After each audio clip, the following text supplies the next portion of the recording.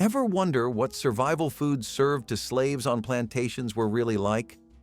These gritty meals kept people going with scraps and wild finds under brutal heat. What stories hide in those flavors waiting to be uncovered? Watermelon rind stew reflects the creativity and endurance of people forced to survive on the edges of the plantation food system. The sweet red fruit was usually reserved for those in the owner's household, but the pale green rind, often thrown away, became a valuable ingredient for the enslaved cooks who transformed scraps into nourishment.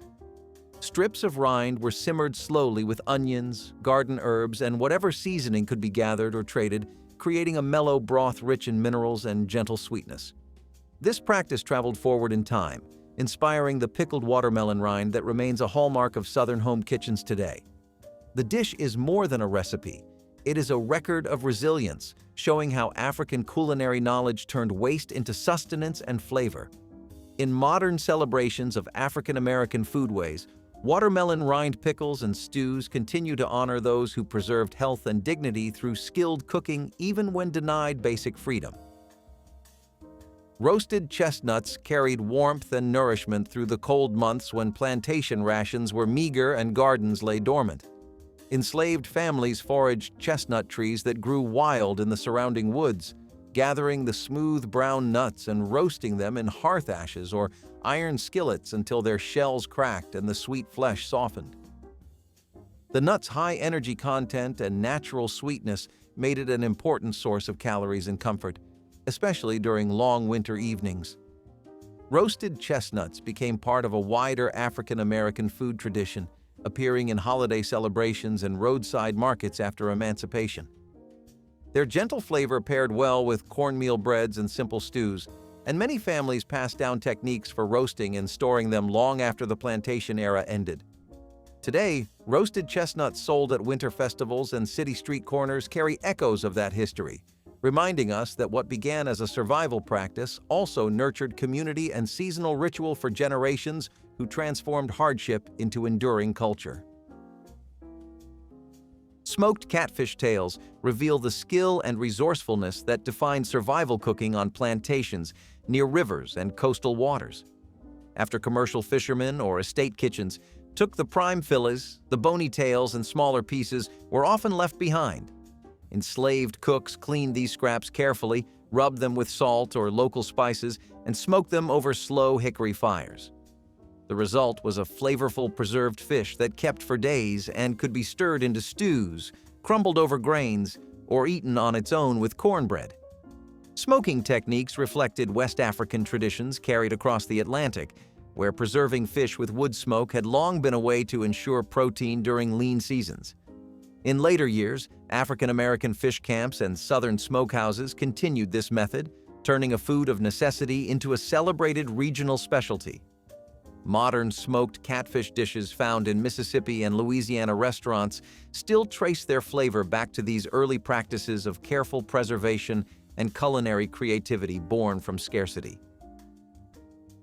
Pokeweed greens offered one of the first fresh tastes of spring for people living with few supplies after a long winter.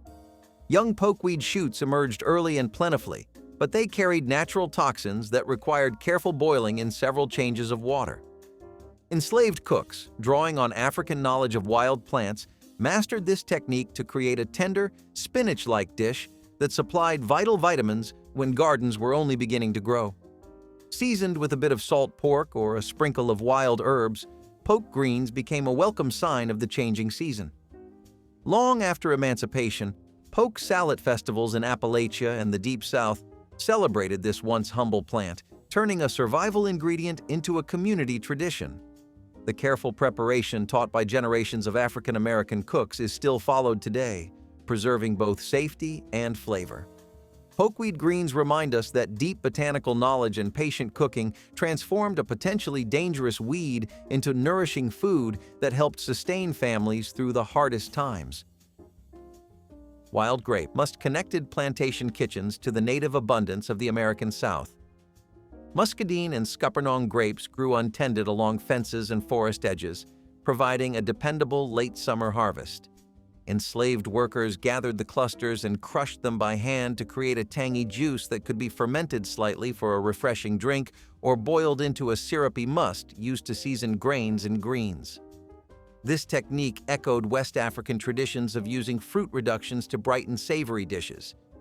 After emancipation, muscadine wine and homemade grape jellies became hallmarks of Southern foodways, and small farms still produce them today. The careful gathering and slow simmering required patience and skill, qualities that defined the cooking of those who made the most of every wild resource. Wild grape must stand as both a practical recipe and a testament to how African American cooks merged Old World techniques with New World ingredients, leaving a flavor that continues to shape regional preserves and beverages across the Carolinas and Georgia. Persimmon seed coffee emerged when imported beans were rare or too costly for enslaved communities. Wild persimmons dropped their fruit in autumn, and the hard seeds inside were washed, dried, and roasted until dark and fragrant. Ground and steeped in hot water, they produced a warm, nutty beverage with no caffeine but plenty of comfort on cold mornings. This practice carried forward after the Civil War, especially during wartime shortages when coffee imports faltered again. Families across the South roasted persimmon seeds alongside chicory or other local substitutes, proving the durability of this inventive method. The gentle flavor and toasty aroma made it a beloved alternative long after necessity faded. Today, a few heritage festivals still brew persimmon seed coffee to honor the ingenuity of those who first discovered its rich taste. The drink reminds us that creativity in the face of scarcity can yield traditions that outlast the circumstances that gave birth to them, turning survival into a legacy of flavor and resilience. Cane top syrup began with the earliest shoots of sugarcane, long before the full harvest.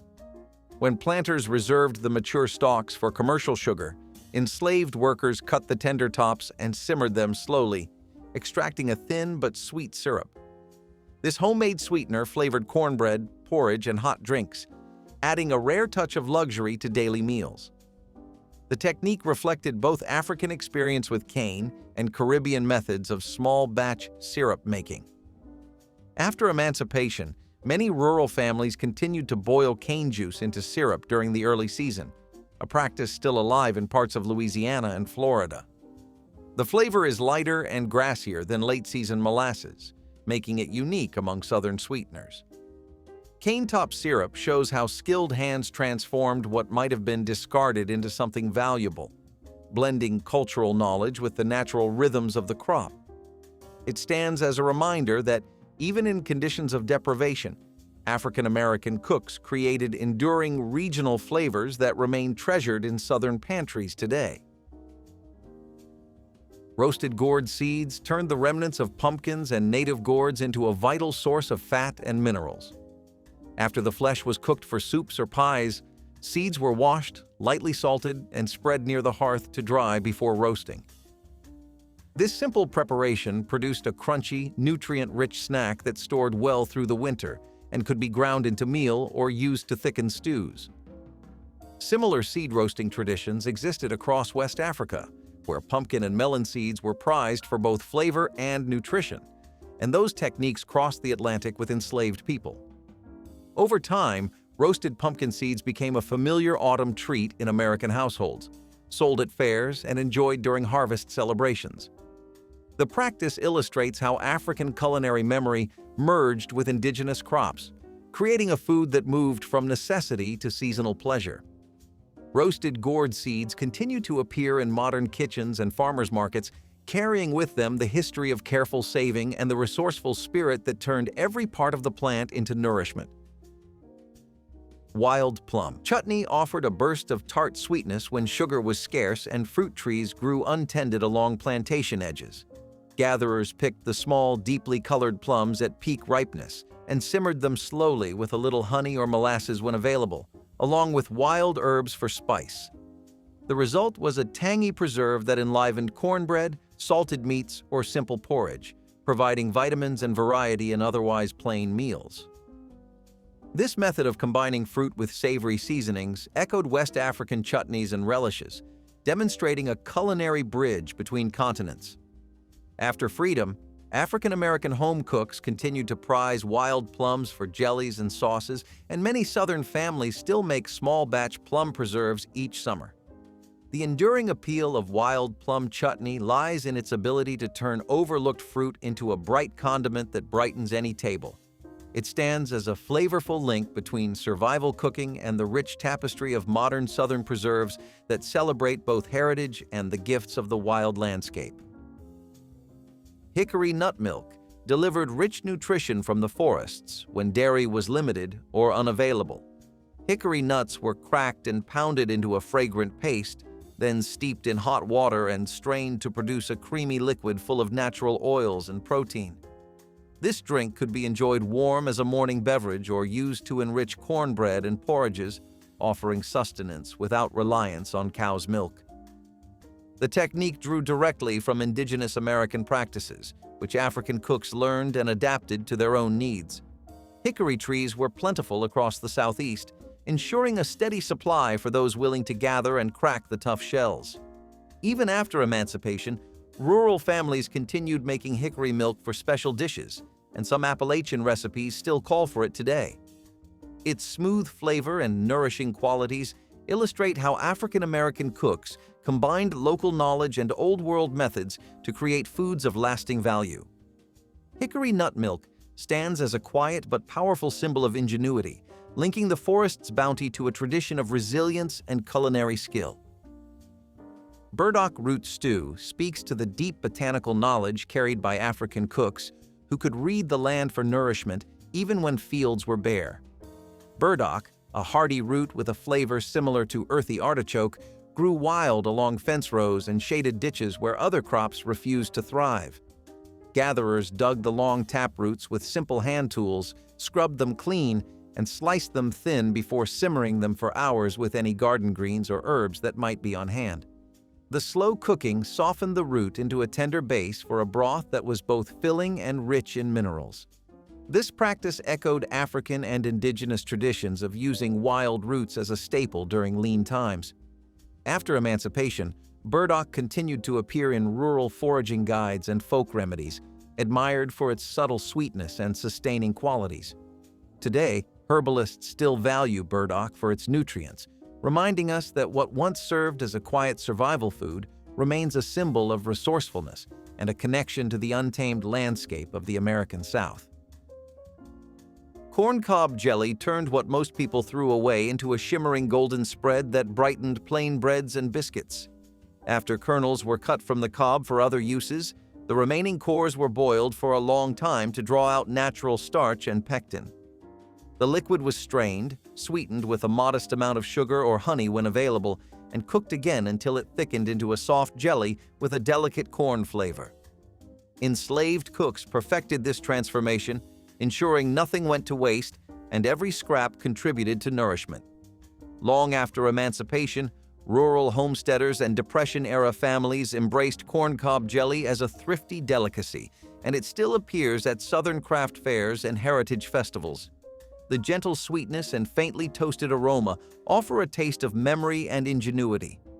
Corncob jelly proves that culinary creativity can turn the most humble remnants of the harvest into something beautiful, a spread that honors the perseverance of those who found flavor and comfort in the very parts of the plant others overlooked.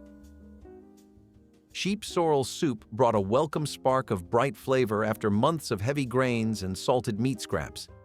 This common wild plant, with its arrow-shaped leaves and natural lemony tang, grew freely in meadows and along woodland edges.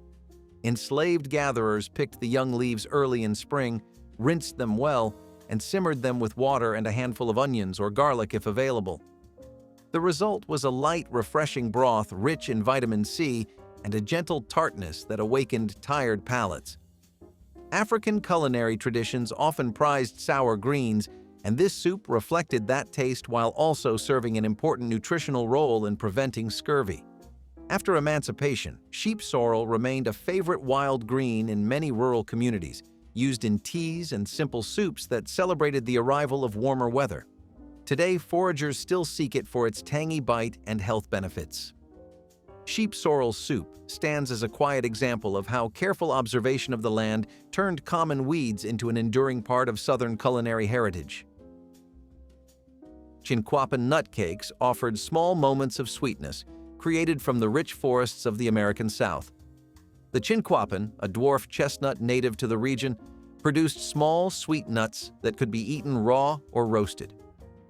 Enslaved families collected these nuts in autumn, cracked their shells, and ground the meat into a fine meal. Mixed with a little cornmeal, honey, or molasses when available, the nut meal formed small cakes that were baked or cooked on a griddle until golden brown. These cakes carried both nutrition and a sense of celebration, providing rare treats for special gatherings. The flavor, slightly sweeter than a chestnut with a buttery finish, became a cherished memory passed down through generations. Even after emancipation, Chinquapin nuts remained a prized wild harvest in Appalachian and Southern communities, though the trees have grown scarce in modern times. Chinquapin nutcakes remind us of the connection between forest abundance and human creativity, transforming a foraged ingredient into a dessert that honored both the landscape and the people who carefully tended its secrets.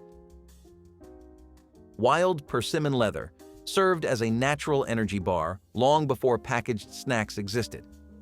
Fully ripe wild persimmons, soft and honey-sweet, were mashed into a smooth pulp and spread thinly on clean boards or large leaves.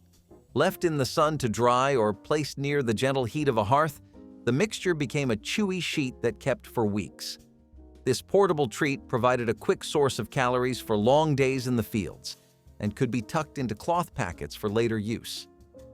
The technique echoed African and indigenous methods of drying fruit to preserve it for travel and winter storage. After emancipation, many rural families continued to make persimmon leather as an autumn tradition, and some Appalachian homesteads still practice it today. Its deep caramel flavor and long shelf life show how ingenuity and patience created foods that were both practical and delicious. Wild persimmon leather stands as a vivid link between past and present, proving that simple preservation can yield enduring taste and nourishment. Bay leaf infusion offered warmth and gentle comfort, using one of the few aromatic plants that grew wild near plantation quarters. Fresh or dried bay leaves were gathered from native bay trees and steeped in hot water to create a soothing tea with a light floral scent and mild medicinal qualities. This infusion was believed to aid digestion and ease colds, and it provided a calming moment during hard days. The knowledge of bay's healing properties came from both African herbal traditions and local indigenous practices, merging into a shared understanding of the land's quiet gifts. Even after emancipation, African American communities continued to brew bay tea for health and hospitality, and its subtle fragrance remains a hallmark of Southern kitchens where bay leaves still flavor soups and stews. Bay leaf infusion stands as a gentle reminder that survival was not only about calories but also about care, showing how enslaved people drew strength and solace from the natural world around them. Ground pumpkin seed. Porridge transformed leftover seeds into a hearty meal that supplied both protein and healthy oils. After pumpkins were cooked for pies or stews, the seeds were washed, dried, and pounded into a coarse meal. This meal was simmered slowly in water or thin milk, creating a creamy porridge with a subtle nutty flavor. Sweetened lightly with honey or molasses when available, it became a sustaining breakfast or evening dish that used every part of the harvest. The method reflected West African culinary traditions where ground seeds thickened soups and stews, showing how transplanted knowledge enriched American foodways.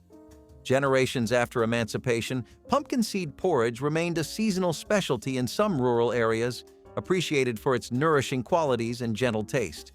Modern cooks might recognize it in contemporary seed-based milks and cereals, proving that this centuries-old practice still influences how we eat today. Ground pumpkin seed. Porridge highlights the wisdom of never wasting what nature provides and celebrates a heritage of careful resourcefulness that continues to inspire. Roasted sassafras roots provided a fragrant tea with a naturally sweet, slightly spicy flavor that refreshed the spirit and offered mild stimulation. Enslaved gatherers carefully dug the young roots of the sassafras tree, washed them, and roasted them over gentle heat to draw out their aromatic oils. When steeped in hot water, the roasted roots released a deep reddish brew with notes of vanilla and citrus. This tea was enjoyed both for its taste and for traditional medicinal uses, reflecting a blend of African and indigenous knowledge about native plants. After emancipation, sassafras tea became a beloved Southern beverage, eventually serving as the base flavor for the first root beers. The practice demonstrates how a simple foraged root shaped a lasting American flavor that extends far beyond its humble beginnings. Roasted sassafras roots show how understanding the forest's offerings allowed communities to create drinks of comfort and cultural significance from ingredients freely given by the land itself. Maypop fruit mash turned the wild passion fruit of the American South into a rare dessert filled with tropical fragrance. Known as Maypop for the sound of its hollow fruit when stepped on, this native vine produced aromatic yellow fruits that ripened in late summer. Enslaved foragers gathered the fruit, split the rinds, and scooped the bright pulp into a bowl with a drizzle of molasses or honey when such sweeteners were at hand. The result was a naturally tangy treat that needed no cooking and provided a burst of vitamins. The flavor, a cross between citrus and melon, delighted anyone lucky enough to taste it. Even after emancipation, rural families prized maypops for jellies and pies, and the plant remains a cherished wild edible across the Southeast. Maypop fruit mash preserves a memory of fleeting seasonal abundance and the creativity that transformed wild gifts into moments of celebration, proving that even in the harshest circumstances, people found ways to enjoy the bright, unique flavors offered freely by the natural world. Pine needle tea offered a bright and restorative drink when fresh produce was scarce during cold months. Enslaved foragers collected the youngest green needles from longleaf and loblolly pines, rinsed them carefully, and steeped them in hot water until the brew released a light citrus aroma. Rich in vitamin C, this tea helped ward off scurvy and brought a welcome freshness to winter diets heavy with salt-preserved foods. The practice echoed both indigenous traditions and West African herbal knowledge, merging two continents' wisdom into a single sustaining cup. Families continued to brew pine needle tea well after emancipation, and it remains popular among modern herbalists for its gentle flavor and reputed immune-boosting qualities. Its evergreen scent and warm golden color remind us that even in the most barren season, the forest offered nourishment. Pine needle tea illustrates how observing the land and respecting its cycles allowed people to find both medicine and comfort, turning what others overlooked into a sustaining daily ritual that strengthened body and spirit alike. Elderflower cordial brought delicate sweetness and subtle healing to kitchens that often lacked sugar and fruit. When elder shrubs burst into fragrant clusters in early summer, gatherers clipped the blossoms and steeped them in water with a touch of honey or sorghum to create a lightly floral syrup. This cordial could be sipped as a soothing drink, stirred into simple desserts, or used as a gentle remedy for coughs and fevers. The method reflected old-world European customs while blending with African-American herbal practice, showing how cultures met in the shared search for flavor and wellness. Long after emancipation, elderflower cordial remained a quiet luxury in rural households, prized for its refreshing taste during hot southern days. Today, it reappears in cocktails and artisanal sodas, but its roots lie in careful foraging and centuries of folk medicine. Elderflower cordial proves that even in times of want, people found ways to capture the fleeting perfume of summer and preserve it for moments of calm and celebration. Wild rice pudding combined indigenous grains with African-inspired preparation to create a dish both nourishing and subtly sweet. Wild rice grew naturally in shallow lakes and slow rivers, and enslaved families near these wetlands harvested the dark grains with paddles and baskets, drying them in the sun for year-round use. Cooked slowly in water until tender, the rice was stirred with a bit of sorghum syrup or honey if available, making a warm pudding that supplied protein and lasting energy. Its nutty flavor and satisfying texture turned a simple bowl into a special treat, especially when fresh fruit or spices could be added. This recipe carried forward after emancipation as African American cooks continued to value wild rice for festive meals and family gatherings. Modern chefs still celebrate its earthy richness, but the story behind wild rice pudding honors the blend of native and African foodways that sustained people through scarcity and created a dessert that is at once humble and deeply rooted in the shared history of America's wetlands and kitchens. Smoked frog legs provided unexpected protein from the marshes and bayous surrounding many southern plantations. Skilled foragers caught frogs at night with simple nets or by hand, cleaning the meaty hind legs and seasoning them with salt and wild herbs before smoking them slowly over hickory coals. The gentle smoke preserved the meat for days and gave it a rich, savory flavor that paired well with cornbread or greens. This practice echoed West African traditions of smoking small game and fish to ensure longevity in hot climates. After emancipation, smoked frog legs remained a regional delicacy in Louisiana and coastal communities, later becoming a celebrated dish in Cajun cuisine. They remind us that survival often required deep familiarity with the waterways and a willingness to turn overlooked resources into sustaining meals. Smoked frog legs stand as an example of how necessity and skill created flavors that outlasted hardship, transforming what began as a pragmatic hunt into a distinctive part of Southern culinary heritage and a taste still enjoyed today. Ground kudzu root paste emerged when conventional flours were scarce and starchy substitutes were needed to thicken stews or stretch breads. Kudzu, an invasive vine introduced from Asia, sent deep roots into the southern soil that stored abundant starch. Enslaved gatherers dug these roots, washed and dried them, then pounded them into a fine powder. Mixed with water, the powder formed a paste that thickened soups or acted as a binder for cornmeal cakes. Its mild flavor and reliable texture made it a quiet but important ingredient in times of scarcity. After emancipation, some rural families continued to harvest kudzu for its starch, and today herbalists still value it for its medicinal qualities. Ground kudzu root paste shows how knowledge of local plants and persistence in foraging allowed cooks to replace costly ingredients with what the land freely offered, turning an aggressive vine into a vital pantry staple, and demonstrating again how necessity inspired both culinary creativity and a deeper understanding of the southern landscape's hidden gifts. Mulberry leaf wraps transformed young, tender leaves from the wild mulberry tree into clever edible packages. Foragers selected the freshest leaves in spring when they were soft and mild, then blanched them briefly to soften their texture. Cooked rice, seasoned vegetables, or small bits of preserved fish were spooned inside before the leaves were folded and steamed, creating tidy bundles filled with subtle, earthy flavor. This technique echoed African traditions of wrapping foods in leaves for both cooking and preservation, blending seamlessly with indigenous American practices. The result was a portable meal that required no extra containers and made use of a tree that also provided sweet berries later in the season. After emancipation, mulberry leaves continued to appear in Southern folk remedies and tea blends, but the memory of leaf-wrapped suppers remains a quiet testament to ingenuity.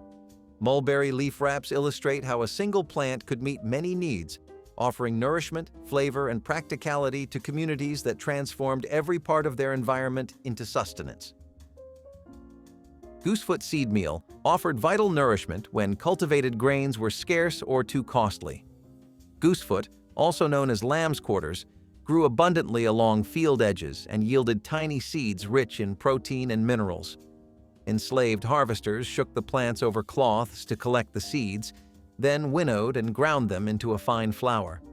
This flour could be cooked into hot cereal, mixed with cornmeal for bread, or used to thicken stews, providing a surprisingly hearty alternative to purchased grain. The practice drew on both African and indigenous traditions of using wild seeds as staple foods. Even after emancipation, rural families in parts of the Midwest and Appalachia continued to gather goosefoot seeds for their high nutritional value. Modern interest in quinoa, which is a close relative, echoes this old wisdom. Goosefoot seed meal stands as a reminder that careful attention to the landscape and patient handwork could turn what many considered weeds into a dependable source of strength and nourishment that kept families fed through the hardest seasons. Cypress berry relish brought a sharp tang to otherwise plain meals by using the small, resin-scented berries of native cypress trees. Gatherers collected the ripe berries carefully, then simmered them with a little water and a drizzle of molasses when available, creating a dark, aromatic relish with a unique balance of sweet and bitter flavors. This condiment enlivened cornbread, stewed greens, or smoked fish, adding variety to a diet that often lacked spices. The recipe reflected African traditions of turning wild fruits into bold sauces, and also borrowed techniques from indigenous peoples who valued cypress for its medicinal properties. Though seldom made today, the memory of cypress berry relish lingers in regional stories of swamp foraging and resourceful cooking. It highlights how a deep understanding of the local ecosystem allowed people to transform unexpected ingredients into something flavorful and sustaining.